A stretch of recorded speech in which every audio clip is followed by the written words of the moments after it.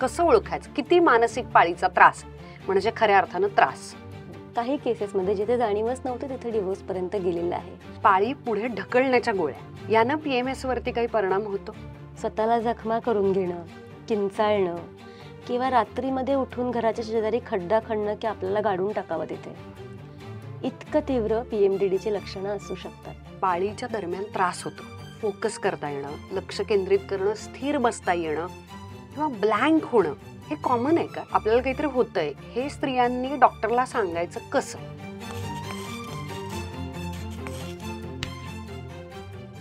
वेगवेगळ्या मानसिक अवस्था आणि मानसोपचार तज्ज्ञांची त्याच्यावरची मतं आणि त्याच्या भरमसाठ लांब चर्चा आणि पॉडकास्ट ऑलरेडी इंटरनेटवरती आहेत. आम्हाला ना दर महिन्याला पाळीच्या वेळेला दुखतं, त्याचं काय करायचं ते बोला. थेट आमच्या प्रश्नांची उत्तरं द्या. बाई, मुद्द्यावर या. आणि मुद्द्यावरती येण्यासाठीच आणि पाळीच्या आधी जे भयानक दुखतंय त्याच्यावरती जे गैरसमज आणि प्रश्न उत्तर आणि मुळात हे दुखतंय ते करेक्ट आहे का आणि सगळ्यांना दुखतं का, याच प्रश्नांची थेट उत्तरं आज आपल्याला मिळणार आहेत. आणि त्यासाठी आपल्याकडे आज बाई मुद्द्यावर या आजच्या भागामध्ये आलेले आहेत गौरी जांभेकर, काउन्सिलर, आणि त्यांना आपण थेट आता प्रश्न विचारणार आहोत. Welcome to the show. Thank you Urmila. चूक की बरोबर? बऱ्याच जणी पिरियड्सचा बाऊ करतात, खरं तर काही इतकं दुखत नाही. चूक. आपली चिडचिड, विचित्र वागणं हे सगळं खपवण्यासाठी बायका पाळीच्या वेळेला मूड स्विंग्सचा आव आणतात. चूक. काही बायकांना पाळीच्या दरम्यान प्रचंड मानसिक त्रास होतो आणि काहींना अजिबात होत नाही. खरं की खोटं? बरोबर, खरंय. पाळीच्या वेळेला मूड स्विंग्स ही अतिशय मॉडर्न गोष्ट आहे. हे फॅड आत्ता आलेलं आहे, पूर्वी असं काही व्हायचं नाही. चूक. पाळीच्या दरम्यान मानसिक त्रास जास्त होणं म्हणजे तुम्ही मानसिक दृष्ट्या दुर्बल आहात आणि ज्यांना कमी होतो त्यांचं मनोबल जास्त चांगलं आहे. चूक. पाळीच्या दरम्यान त्रास होणं शारीरिक असेल किंवा मानसिक असेल हे फक्त टीनेजर्सच्या बाबतीत खरं आहे, इतर स्त्रियांच्या बाबतीत नाही. चूक. बाजूला बसलं किंवा पूर्ण वेळ आराम केला तर पाळीच्या वेळेला त्रास होत नाही. चूक. मूड स्विंग्स वयानुसार होतात. खरं तर पाटली बरोबर आहे. आता आपण एका वाक्यात उत्तरेकडे आलेलो आहोत. पिरियड्सच्या आधी, पिरियड्सच्या दरम्यान वर्षानुवर्ष चिडचिड होणं, अतिशय ओव्हरवेल्मिंग वाटणं, उदास वाटणं हे कॉमन आहे का? हो, हे बरंच कॉमन आहे. म्हणजे आपण असं म्हणू शकतो 60% जास्त स्त्रियांना हे होतं. इतकं ते कॉमन आहे. पण ते सहन करत राहायची गरज नाहीये, इतकं मी म्हणेल. त्याच्यावरती उपचार आहेत. मूड स्विंग्स म्हणजे नक्की काय? म्हणजे जणू काही आपण प्रत्येक क्षणी एजवरती होत असं वाटत राहतं. 2-3 इमोशन्स जास्त अनुभवल्या जातात मूड स्विंग्समध्ये. एक म्हणजे इरिटॅबिलिटी, छोट्या छोट्या गोष्टींनी चिडचिड होणं, संताप वाटणं. एरवी आपण ज्याला इतकी तीव्र प्रतिक्रिया देत नाही तितकी तीव्र प्रतिक्रिया या पिरियडच्या आधीच्या काळामध्ये दिली जाते. दुःख वाटतं छोट्या छोट्या गोष्टींवरनं, सतत असं टच्ची व्हायला होतं आणि रडू येतं. PMS म्हणजे काय? Pre menstrual syndrome. म्हणजे सिंड्रोम कधी आपण म्हणतो जेव्हा काही लक्षणं एकत्र येतात तेव्हा त्याला सिंड्रोम म्हणतो. तर असे काही लक्षणं जे कॉमन दिसले स्त्रियांमध्ये, त्याचा कालावधी पिरियड सुरू व्हायच्या आधी, म्हणजे पहिला दिवस जर पिरियडचा मानला तर त्याच्या आधी साधारणतः 5 दिवस ते 8 दिवस दिसतात. त्याला PMS असं म्हणतात. PMDD म्हणजे काय? Pre menstrual dysphoric disorder. Dysphoria असतो तिथे. आणि जी लक्षणं म्हणजे मगाशी जे मी मूड स्विंग सांगितले हे फक्त मानसिक लक्षणं आहेत. त्याच्या सोबतीने शारीरिक लक्षणं आणि वर्तनाची लक्षणं अशी सगळी एकत्र येतात आणि ती एकत्र आल्यानंतर जे तयार होतं त्याला PMDD म्हणतात. पण मग ह्या PMDDची काही लक्षणं आहेत का, सिम्पटम्स आहेत का? सगळ्यात महत्त्वाचं लक्षण म्हणजे इरिटॅबिलिटी. टोकाला जातात सगळे सिम्पटम्स आणि डिप्रेशन सारखे सगळे सिम्पटम्स असतात. पण तरी याला डिप्रेशन नाही म्हणत. पिरियड्सच्या किती दिवस आधी हा साधारण त्रास व्हायला लागतो? काही लोकांना 2 आठवडे, पण 2 आठवड्यांपेक्षा जास्त झाला तर ते डिप्रेशनमध्ये कन्वर्ट होतं. पण जो मेन्सेसशी संबंधित आहे तो साधारण 10 दिवस ते 5 दिवस आधी हे सगळी लक्षणं सुरू होतात. हा त्रास वयानुसार वाढत जातो का? असं बघितलं की 40 नंतर त्याची टोकं काही स्त्रियांना जास्त जाणवतात. विशीमध्ये त्याचं इतकं जाणवलेलं नसतं. म्हणजे पेरिमेनोपॉझल जो काही काळ आहे तिथे ते जास्त जाणवतात आणि मग हळूहळू त्याची लक्षणं कमी व्हायला लागतात. स्ट्रेस ज्यांचा जास्त आहे आयुष्यामध्ये त्यांना जास्त पीएमएसचा त्रास होतो. पीएमएसच्या पाठीमागे ताण हे खूप मुख्य कारण आहे, पण पीएमडीडीच्या पाठीमागे ते असेलच असं नाहीये. पीएमएस आणि पीएमडीडी मधला मुख्य लक्षणीय फरक काय? पीएमएसच्या सिम्पटम्स मध्ये आपण फंक्शनल राहतो. ओके. हा, म्हणजे इरिटेबिलिटी जाणवत असते, थोडी चिडचिड होत असते, ब्लोटिंग होतं, पोट डब्ब होतं, हे सगळं जाणवतं. पण तरी माणसं कामं करू शकतात. नात्यांवरती त्याचा इतका इम्पॅक्ट होत नाही. पीएमडीडी मध्ये मात्र माणसं डिस्फंक्शनल होतात आणि त्याच्याकडे तसं बघितलं पाहिजे. झोपण्याच्या वेळा नीट नसतील तर पीएमएस होतो किंवा वाढतो का? हो, म्हणजे खाण्याच्या वेळा नीट नसतील, झोपण्याच्या वेळा नीट नसतील, भावनिक नियमन नसेल तर पीएमएस वाढतो. सगळ्यांनाच पीएमएस असतो का? सगळ्यांना थोडी ना थोडी लक्षणं दिसतात, पण सगळ्यांना पीएमएस असेलच असं नाहीये. कित्येक स्त्रिया अशा असतात की पाळी कधी येते आणि कधी जाते हे कळत पण नाही. अशा कित्येक स्त्रिया आहेत जगामध्ये, पण साधारण 15 ते 20% स्त्रियांना पीएमएसचा त्रास हा जास्त जाणवतो. आता आहाराच्या बाबतीत बोलूयात की उत्तम आहार आणि प्लस जेवणाच्या वेळा पाळल्या तर पीएमएसच्या त्रासात काही फरक पडतो का? खूप पडतो. फास्ट फूड, जंक फूड जिथे जास्त आहे, साखरेचं प्रमाण जिथे जास्त आहे, तिथे पीएमएसचे सिम्पटम जाणवतात. जर व्यायाम करत असेल कोणी सातत्यानं तर मूड स्विंग्स वरती तरी काही कंट्रोल होतो का? मूड स्विंग सहन करता येऊ शकतात, कारण इंडोर्फिन तयार होतो ना व्यायामाने, शारीरिक हालचालीने, हॅपी हॉर्मोन. तर ते नियमित असेल आणि फक्त हॅपी हॉर्मोन तयार होतो असं नाही, आपल्या न्यूरॉन्सचं रिस्ट्रक्चरिंग सुद्धा व्यायामात होत असतं. तर व्यायामाचा उपयोग हा नक्कीच पीएमएस मॅनेज करण्यासाठी होतो. कोणत्या प्रकारचे व्यायाम केल्यानं ऍक्च्युली पीएमएसला किंवा इवन पीएमडीडीला फरक पडतो? सगळेच आपली एंडोक्राईन सिस्टीम जी आहे ना ती नीट चालायची असेल तर योगासनांचा उपयोग होतो. आता पिरियड्स ट्रॅकर नावाचे ऍप्स तर प्रचंड कॉमन झालेले आहेत, कारण पाळीच्या तारखा लक्षात राहते. स्पेशली कोणाला तरी काहीतरी वेगळा त्रास होत असेल किंवा कन्सिव्ह होण्यासाठी प्रयत्न चालू असतील, ह्या दोन्ही गटांमध्ये तर ऍप्स 100% डाउनलोड केले जातात आणि नोंदणी केली जाते. यानं काही इमोशनल रेग्युलेशन करायला मदत होते का? आपल्याला एक अंदाज असतो.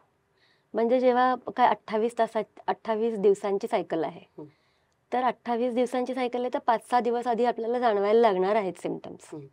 तर ते जर लिहिलेलं असेल तर आपली तशी तयारी असते. मग आपण महत्वाची कामं त्या ठिकाणी ठेवत नाही. महत्वाचे प्रेझेंटेशन असतील तर त्या दिवसांमध्ये नाही ठेवणार, किंवा व्यायामाचं काहीतरी रुटीन त्यानुसार ठरवणं.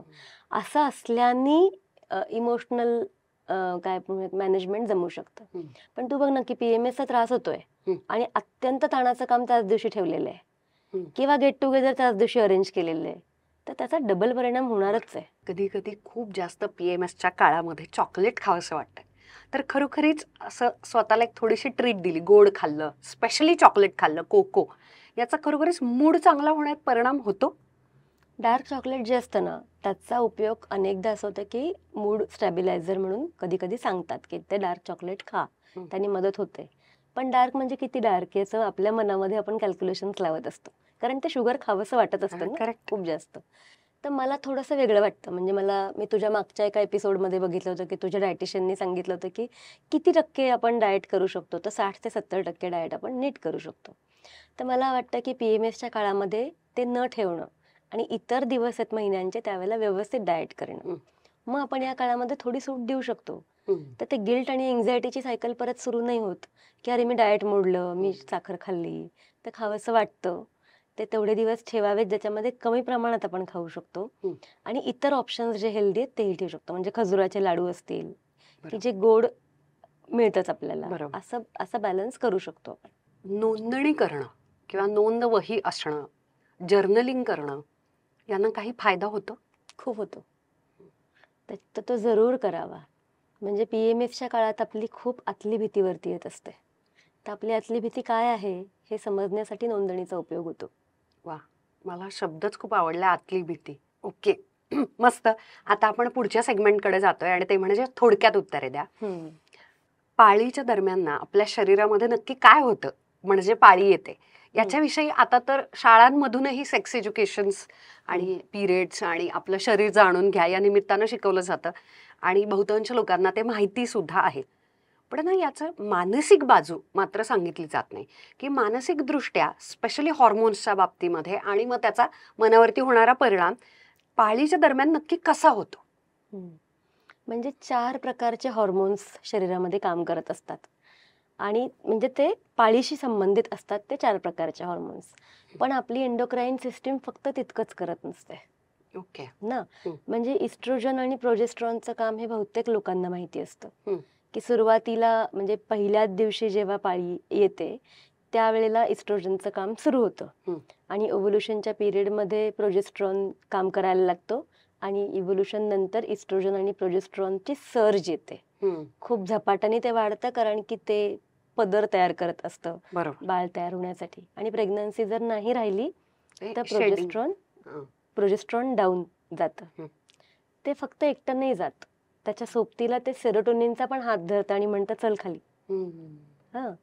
असं का होतं याचं कारण माहिती नाहीये, पण सेरोटोनिन हे आपलं हॅपी हॉर्मोन आहे आणि डिप्रेशनमध्ये बहुतेकदा सेरोटोनिन वाढवण्याचे औषधं दिली जातात. तर सेरोटोनिन इतकं कमी होतं प्रोजेस्ट्रॉन सोबत म्हणून काही लोकांना नैराश्याची लक्षणं जाणवतात जे PMS मध्ये असतात. आणि म्हणून चिडचिड, इरिटॅबिलिटी, भांडावंसं वाटणं, छोट्या छोट्या गोष्टींनी राग येणं, अन्यायग्रस्त वाटणं, हे सगळी लक्षणं मनामध्ये घडत असतात. आणि ज्या दिवशी पिरियडचा पहिला दिवस असतो तेव्हा सगळं पुन्हा होपफुल वाटायला लागतं, नॉर्मल वाटायला लागतं आणि आपल्यालाच वाटतं की ज्या गोष्टी आपल्याला इतक्या त्रासदायक वाटल्या त्या आता इतक्या त्रासदायक नाहीयेत. तर हा दृष्टिकोनाचा फरक नाहीये, हा सेरोटोनिन खाली गेल्याचा परिणाम आहे. पाळीच्या आधी पोट दुखणं, कंबर दुखणं आणि ॲक्ने, हॉर्मोनल ॲक्ने, फोड येणं हे प्रचंड कॉमन आहे. पण हे जर एखाद्याला होत असेल आणि चिडचिड असंही मी चौथा मुद्दा त्याच्यात ऍड करते, तर याचा अर्थ आपल्याला PMS आहे का? नाही, म्हणजे ही PMS ची लक्षणं नाहीयेत. PMS ची लक्षणं ही जास्त मानसिक आणि वर्तनाची आहेत. तू जी आता सांगितली ती म्हणजे पाठ दुखणं, पोट दुखणं, हे शरीरामध्ये जे काही बदल होत असतात आणि क्रॅम्प्स येत असतात त्याच्यामुळे ते घडत असतं. पण मग ही PMDD ची लक्षणं आहेत? ही PMDD ची पण लक्षणं नाही आहेत, ही शारीरिक लक्षणं आहेत. म्हणजे ॲक्ने येणं, हॉर्मोनल काही हॉर्मोन्स जसे बदलत असतात तसं त्वचेवरती फरक पडणं, त्यांनी ॲक्ने येणं, हे शारीरिक बदल आहेत, हे मानसिक नाही आहेत. PMS होऊच नाही यासाठी आपण काही करू शकतो का? हो, म्हणजे आपण आपल्या एकूण लाईफस्टाईलमध्ये जर चांगले बदल केले तर PMS होत नाही अनेकांना. तर मी 2 गोष्टी बघितलेल्या आहेत. एक म्हणजे झोपेच्या वेळा जर नियमित केल्या, म्हणजे आपल्याला 11 वाजता लाईट बंदच करायच्यात आणि साधारण 6च्या दरम्यान अशी सलग शांत झोप मिळाली, आपलं आहाराचं तंत्र आपण खूप चांगलं ठेवलेलं आहे, असं असेल तर क्रेविंग्स कमी होतात आणि चिडचिड पण कमी होते. तर मी अनेक लोक बघितलेत की मधल्या काळामध्ये PMSचा त्रास झालेला आहे, पण याच्यात बदल केल्यानंतर गोष्टी बदलल्यात. असाच PMDD कंट्रोलमध्ये येऊ शकतो का? PMDD ना उर्मिला थोडा तीव्र आहे आणि त्याला ना 3 गोष्टींचं कॉम्बिनेशन लागतं. म्हणजे तुमच्या गायनेकोलॉजिस्ट, तुमचे सायकियाट्रिस्ट आणि सायकोथेरपिस्ट या तिघांच्या मदतीने त्याच्यावरती ट्रीटमेंट होऊ शकते. म्हणजे बघ की माझी एक क्लायंट जिला तीव्र PMDDचा सिम्पटम्स होते, जी अनेकदा सेल्फ हार्मकडे जायची, स्वतःला जखमा करून घेणं, किंचाळणं किंवा रात्रीमध्ये उठून घराच्या शेजारी खड्डा खणणं की आपल्याला गाडून टाकावं तिथे, इतकं तीव्र PMDDची लक्षणं असू शकतात. याच्यामध्ये आत्महत्येचे विचार असतात आणि आत्महत्येचे प्रयत्न सुद्धा केले जातात. हे मी सगळं इतकं डिटेल सांगतेय त्याचं कारण हे हलक्यात घेण्याची गोष्ट नाहीये आणि हे फक्त सायकियाट्रिक ट्रीटमेंटनी मदत होत नाही, कारण मी म्हटलं तसं प्रोजेस्ट्रॉनची लेवल कमी होते. ओव्ह्युलेशन पिरियड नंतर जेव्हा गर्भधारणा होत नाही तेव्हा प्रोजेस्ट्रॉनची लेवल कमी होते, तर ती मॅनेज करण्यासाठी गायनेकोलॉजिस्ट सप्लिमेंट्स देतात. त्याच्यामुळे इतके तीव्र परिणाम जाणवत नाही. आणि सायकियाट्रिस्ट SSRI ज्या काही गोळ्या आहेत ज्या अँटी डिप्रेसंट म्हणून वापरतात त्याची मदत घेतात की सेरोटोनिन इतकं खाली जाणार नाही की माणसाला जगण्याची उमेदच संपावी. आणि सायकोथेरपिस्ट हे त्या वेळची जी काही गिल्ट असते ना, हे सगळं केल्यानंतर ती सायकल संपली की व्यक्ती गिल्टच्या सायकलमध्ये जाते. तर एन्झायटी आणि गिल्टची सायकल मॅनेज करण्यासाठी सायकोथेरपी. हो. तर ही गंभीर स्वरूप आहे याचं. 3 ते 5% स्त्रियांना PMDDचा त्रास होतो. आता तू औषधांबद्दल बोललीस म्हणून मला विचारायचं आहे, आता हे दर महिन्याला आहे ना, हो. तर या PMDDच्या स्पेशली अँटी डिप्रेसंट औषधांचं ॲडिक्शन नाही होणार? नाही, आता ना सायकियाट्रिक, एक तर तो सायकियाट्रिक मेडिसिन बद्दलचा थोडा गैरसमज पण आहे की आपली डिपेंडन्सी त्याच्यावरती होते आणि मधल्या म्हणून पण काळामध्ये काही लोक जात नसतील. जात नाही. आणि मधल्या काळात त्याच्यावरती खूप संशोधन पण झालेलं आहे. तर सायकियाट्रिस्ट ते मॅनेज करतात की तो कोर्स कसा असावा औषधांचा. ज्यांना PMDD होतो त्यांना पोस्टपार्टम डिप्रेशनची शक्यता खूप जास्त असते. कोरिलेशन त्यांचं खूप हाय आहे. अजून एक, ज्यांना PMDDचा त्रास आहे त्यांना मेजर डिप्रेसिव्ह डिसऑर्डर्सची पण शक्यता असते. आणि म्हणून समजा एखादी स्त्री जिला प्रेग्नन्सीचा विचार करायचा आहे, तर प्रेग्नन्सीचा विचार करायच्या आधी तिला ह्या टीम सोबत काम करायची गरज आहे, कारण ती या सगळ्यातून जाऊ शकते. आता ज्यांना पाळीच्या दरम्यान त्रास होतो, दरम्यान आणि पाळी येण्याच्या आधी फोकस करता येणं, लक्ष केंद्रित करणं, स्थिर बसता येणं किंवा ब्लँक होणं, म्हणजे टेन्शन जाऊ दे, ब्लँक पण होणं, हे कॉमन आहे का? खूपच कॉमन आहे. त्याचं कारण आता परत गणित बघ कसं चालतं. मी तुला म्हणलं की सेरोटोनिन खूप कमी होतं. त्याचं काय काम आहे, तर झोप नियमित करणं, मूडचं नियमन करणं आणि आपल्या खाण्याचं नियमन करणं, हे सेरोटोनिनचं काम आहे. तो त्याचं जेव्हा प्रमाण तीव्रतेने कमी झालेलं असतं तेव्हा ह्या सगळ्यावरती परिणाम होतो. म्हणजे खूपदा स्त्रियांना पाळीच्या आधी नीट झोप येत नाही किंवा मध्येच जाग येते आणि मग नंतर तो स्लीप डिस्टर्बन्स होतो. अशा वेळेला लक्ष लागणं खूप अवघड जातं. हे सगळं घडतंय, सेरोटोनिन कमी झालंय, याचा अर्थ सर्वायवलला थ्रेट आहे असं आपलं शरीर घेतं आणि एका बाजूने ॲड्रेनलिन रश सुरू होतो. आणि ॲड्रेनलिन रश सुरू झाला की कॉर्टिझॉल हे त्याचं हॉर्मोन आहे की ज्याचं प्रमाण खूप वाढतं आणि ते जेव्हा वाढतं त्यावेळेला लक्ष केंद्रित करणं हे खूप जड जातं. त्याच्यामुळे आपल्याला असं होत नाही की एकच हॉर्मोनचं काहीतरी बिघडलंय आणि बाकी सगळं नीट चाललंय, असं आपलं शरीर करत नाही. मग अशी विषय निघालेला तसं काही बायकांना याच्यातलं काहीच होत नाही. PMDD बाजूला PMS ची लक्षणं सुद्धा तू जसं मगाशी म्हणालीस की पाळी आली कधी गेली कधी सुद्धा कळत नाही, त्यांचं रुटीन चालू राहतं, ऑफिस घर वगैरे सगळं, आणि काहींना मात्र भयानक त्रासातून जावं लागतं. हे का? काही बायका नशीबवान असतात की त्यांना चांगलं लहानपण मिळतं. त्यांच्या शरीराची वाढ चांगली होते, त्यांना प्रेम करणारे आईबाबा मिळतात, सारखे घरामध्ये ताण नसतात, त्याच्यामुळे त्यांची जी काही नर्वस सिस्टीम आहे ती पहिल्यापासून शांत असते. पण काही बायकांना खूप निग्लेक्ट मिळतो आणि आपल्याकडे तर मुलगी असल्यामुळेच निग्लेक्ट हे तर खूप स्त्रियांना होतं. आणि जेव्हा लहानपणापासून निग्लेक्ट आहे तेव्हा तुमची नर्वस सिस्टीम ऑलरेडी ऍक्टिव्ह आहे, ती फाईट आणि फ्लाईट मोडवरतीच आहे. आहाराच्या बाबतीमध्ये दुर्लक्ष अनेक स्त्रियांना होतं, पोषणाचे प्रश्न आहेत, हे जेव्हा लहानपणापासून असतं तेव्हा पुढे जाऊन PMS आणि PMDDच्या शक्यता जास्त वाढतात. मी तुला मगाशी म्हटलं ना की आपली खूप आतली भीती वरती येत असते. तर काय काय भीती असते बायकांची की I am not lovable, I am not good enough, किंवा आपण खूप मेडिओकर असं वाटत असतं, आपण स्पेशल नाही होत असं वाटत असतं. ह्याची तीव्रता जितकी जास्त असते ना एरवीच्या काळामध्ये, हे सगळं PMS मध्ये वरती येतं. आपल्याला खूप कंपॅरिझनची सवय असते ना की तिला बघ काहीच होत नाही, तुझीच जास्त नाटकं असतात. तर आपल्याला जे आहे ना त्याच्याबद्दल कंपॅशन असण्याची खूप गरज आहे. कंपॅशनेट राहिलो तर याच्यातनं बाहेर पडू शकतो. घरात किंवा दुसऱ्यांना PMS असेल किंवा PMDD असेल तर इतरांनी कसं वागावं त्या व्यक्तीविषयी, व्यक्तीबरोबर? तर म्हणजे PMS बद्दल सोपं आहे. म्हणजे काय की नोंदी होतात पिरियड्सच्या आणि माहिती आहे समजा 24 दिवसांची सायकल आहे किंवा 24 ते 32-37 दिवसांची कॉमन सायकल आहे. एखाद्या व्यक्तीची 24 दिवसांची सायकल आहे तर तिला माहिती की त्याच्या आधी 6 दिवस मला अस्वस्थता वाटणार आहे, तर हे सांगून ठेवणं. चला, म्हणजे माझं हे बरोबर येतंय की मी सुकीर्तला आधीच सांगते की कदाचित चिडचिड होणार आहे आणि आपण उखरून भांडण मी काढू शकते, म्हणजे हे माझं बरोबर येतंय. तर हे माहिती असणं की हे होऊ शकतंय, कधी कधी त्या व्यक्तीला ते खूप तीव्रतेने त्रास होतो त्याचा, कारण खूप वाईट शब्द पण या काळात बोलले जातात.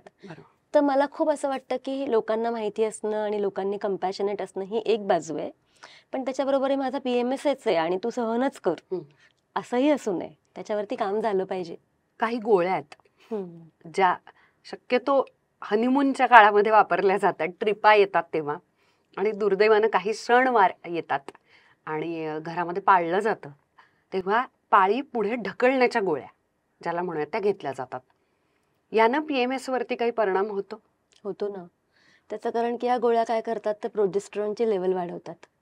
ओके. हां, आता प्रोजेस्टेरॉनची लेवल वाढवण्याचं कधी काम आहे? 14व्या दिवसानंतर सायकलच्या, म्हणजे ओव्ह्युल्युशन नंतर ते वाढलं पाहिजे. कारण ते एकूण त्याचं काम काय तर एक काय ते लाइनिंग थिक करणं आणि या सगळ्या गोष्टी. ते जर पाळीच्या आधी वाढलं तर सगळी सायकल गडबडणार आहे. एंडोक्राईन सिस्टीम कन्फ्यूज होणार आहे की आपल्याला आता वेगळंच काम करायचं होतं आणि ते वेगळंच सुरू झालेलं आहे आणि एकूण ताणामध्ये घालतो आपण शरीराला. आणि असं जर सारखं सारखं होत राहिलं तर आपण पुन्हा पुन्हा शरीराला ताणामध्ये घालतोय आणि ती मुळातली सायकल आहे ती बिघडवतोय. आता आपल्याला एखादा त्रास झाला, शारीरिक असेल किंवा मानसिक असेल, कसं ओळखायचं किती मानसिक पाळीचा त्रास म्हणजे खऱ्या अर्थानं त्रास? सलग काही महिने. हा म्हणजे याच्यामध्ये ना कन्सिस्टन्सी हा मुद्दा आहे. दर महिन्याला आपण यातनंच चाललोय का? आधी PMS बद्दल बोलते, मग PMDD बद्दल बोलते. दर महिन्याला आपण यातनं चाललोय का? सारखं रडू होतंय का? चिडचिड वाढतेय का? आपल्या कामावरती परिणाम होतोय का? आणि आपण डिस्फंक्शनल होत चाललोय का? नात्यावरती परिणाम व्हायला लागलेला आहे का? आणि म्हणजे काय, काहीच दिवस आपण महिन्यातले काम करू शकतो आणि पुढचे दिवस नाही करू शकत आहे. याच्यातली सातत्यता वाढली की मग मानसिक आरोग्याकडे बघितलं पाहिजे आणि त्याचे उपचार घेतले पाहिजेत. PMDDचं तर लक्षणच असं आहे की त्याच्यात कन्सिस्टन्सी असली पाहिजे. दर महिन्याला ह्याच सायकलमधनं व्यक्ती जाते, तर ते जितक्या लवकर शक्य होईल तितक्या लवकर त्याच्यावरती ट्रीटमेंट घेतली पाहिजे. पण असा हा पाळीच्या आधी आणि पाळीच्या दरम्यान त्रास होतोय, जो कदाचित आता हा व्हिडिओ बघितल्यामुळे, एपिसोड बघितल्यामुळे PMS आहे, PMDD आहे हे आता लक्षात आलेलं आहे, जायचं कोणत्या डॉक्टरकडे? म्हणजे PMDD असेल तर जायचं सायकियाट्रिस्ट आणि गायनेकोलॉजिस्टकडे. PMS असेल तर लगेच सायकियाट्रिस्टकडे जाण्याची गरज नसते. लाईफस्टाईल चेंजेस, व्यायाम, मेडिटेशन आणि अगदी गरज असेल तर होमिओपॅथीची मदत यांनी PMS मॅनेज करता येऊ शकतो. खूप साऱ्या लोकांना आपल्याला वाटतं की हा अतिशय बेसिक प्रश्न आहे की काय, पण डॉक्टरकडे गेल्यानंतर काय बोलायचं हे कळत नाही. तर आपली लक्षणं किंवा आपल्याला काहीतरी होतंय हे स्त्रियांनी डॉक्टरला सांगायचं कसं? आपली चिडचिड नेहमीपेक्षा जास्त वाढली आहे का? आपण जे काही बोलून गेलो त्याच्याबद्दल गिल्टी वाटतंय का? हे क्रायटेरिया आहेत. आणि हे तुम्ही सांगू शकता की माझी खूप चिडचिड होते या काळामध्ये, किंवा जर सुसायडल थॉट्स येत असेल, आयडिएशन म्हणतात त्याला, त्याची सुरुवात असेल तर ते जरूर नमूद केलं पाहिजे. तर हे जी लक्षणं आहेत की चिडचिड होणं, इरिटेट होणं, सुसायडल आयडिएशन आहे, संतापाच्या भरामध्ये खूप गोष्टी केल्या जातात आहेत, हे लक्षणं डॉक्टरांना सांगणं गरजेचं आहे. झोप डिस्टर्ब झाली आहे का? शरीरात इतर बदल जाणवतात आहेत का? खाण्याच्या सवयी बदलल्यात का? हे सगळं होत असेल तर ही लक्षणं सांगितल्याने मदत होऊ शकते. स्त्रीनं घरामध्ये सांगायचं कसं, किंवा आपला जो पार्टनर आहे त्याची अशा परिस्थितीमध्ये, PMSच्या परिस्थितीमध्ये किंवा PMDDच्या परिस्थितीमध्ये मदत कशी घ्यायची? म्हणजे काही काही कामं जी आहेत त्याचं डेलिगेशन करता येऊ शकतं. म्हणजे मगाशी मी जसं म्हटलं तसं सुरुवातीला एक तर सांगता येऊ शकतं की माझी चिडचिड होऊ शकते आता, किंवा इरिटेट होतीये मी, असं छोट्या छोट्या गोष्टींनी जाणवू शकते. हे आधी सांगणं, आधीपासूनचं जे जर्नलिंग केलेलं आहे ते बघणं की आपल्याला नेहमी काय लक्षणं दिसतात, त्या लक्षणांबद्दल बोलणं की हेही होऊ शकतं कदाचित पुढच्या 5-6 दिवसांमध्ये. काही कामं डेलिगेट करणं, शक्य असेल तर आराम करणं, हलका आहार घेणं, खूप त्रास होत असेल तर मसाज घेणं आणि त्याची गरज आहे याच्याबद्दल बोलणं. हे आपण पार्टनरशी तर खूप सहज बोलू शकतो. आई वडिलांशी बोलणं, बरेचदा आईबरोबर आपण कम्फर्टेबल असतोच. वडिलांशी बोलण्याची त्या घरातली वोकॅब्लरी असू शकते, ती तुमच्या घरातली वोकॅब्लरी काय ती तुम्ही वापरू शकता. काउन्सिलिंगला येताना सुद्धा तो नवरा तिला घेऊन येतो आणि सोडतो आणि तुमची फी काय ते मी नंतर देऊ शकतो, पण हिला जरा बघा ही काय करतेय, आणि ह्या बायकांचा प्रॉब्लेम हिचा जरा जास्तच आहे. ते थांबतही नसतील ते कदाचित. थांबत पण नाही, निघून जातात. हे तुम्ही 1 तासाने असं म्हणतात.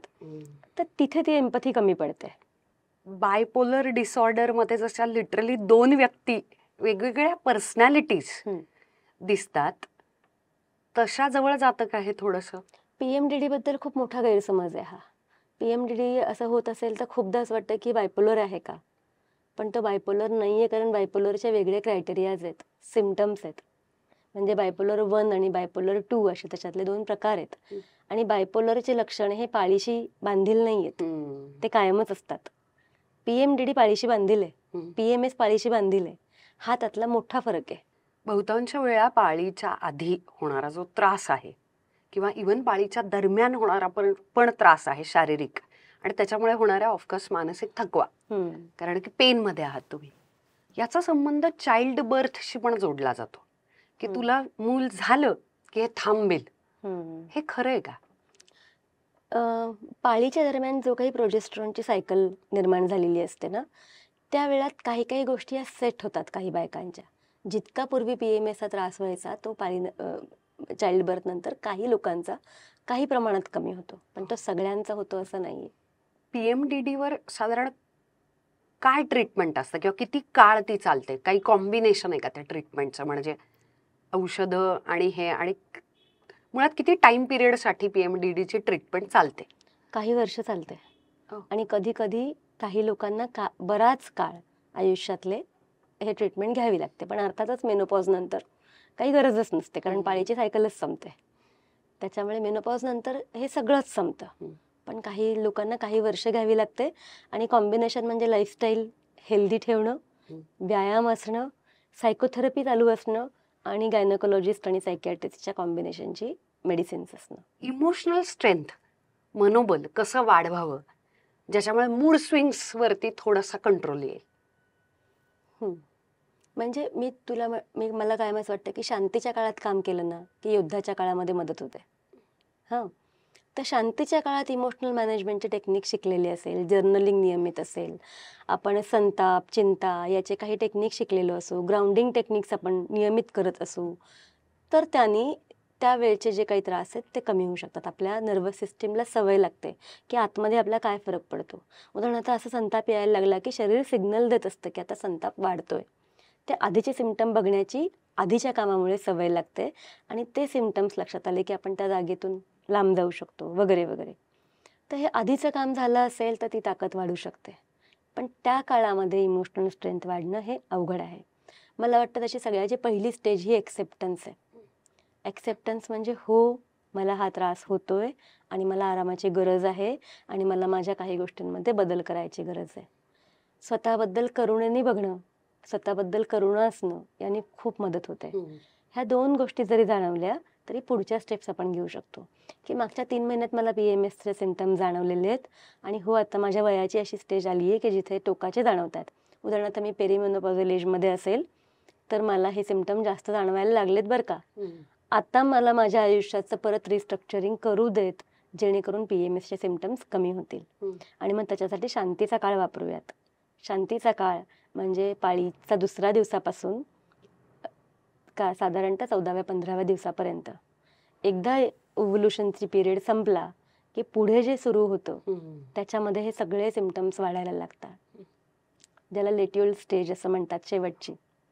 अशी काही उदाहरणं आहेत का की PMDD मुळे नातं तुटायला लागलंय? हो, किंवा डिवोर्स पण झालेला आहे?